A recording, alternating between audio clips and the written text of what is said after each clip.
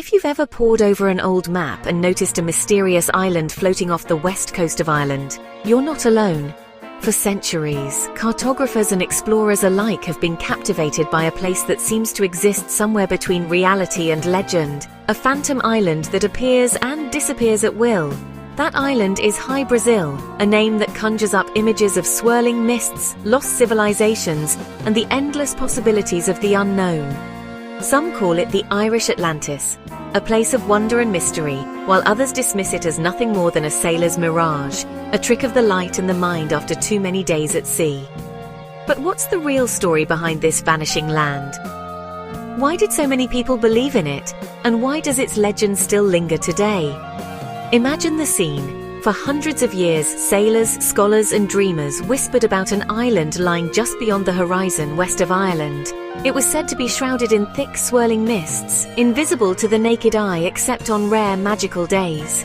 The island was hidden by these mists, making it nearly impossible to find, no matter how carefully you searched. They called it Hy-Brasil, a land said to be rich with gold, lush with greenery, and filled with secrets. Some stories described it as a paradise, a place where the sun always shone and the land was bountiful beyond imagination. But there was a catch. Hy-Brasil was only visible once every 7 years. On those rare days, the mists would part, and the island would appear like a vision, only to vanish again as quickly as it came. Medieval maps didn't just hint at Hy-Brasil. They marked it as a real place, often depicted as a perfect circle or a lush green dot in the Atlantic. For map makers of the time, it was as real as any other landmass. Some explorers even claimed they saw it with their own eyes, describing its shores and forests in vivid detail.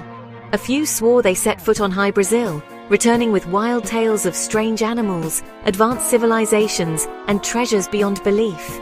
These stories only fueled the legend, making the island even more alluring to those who heard about it.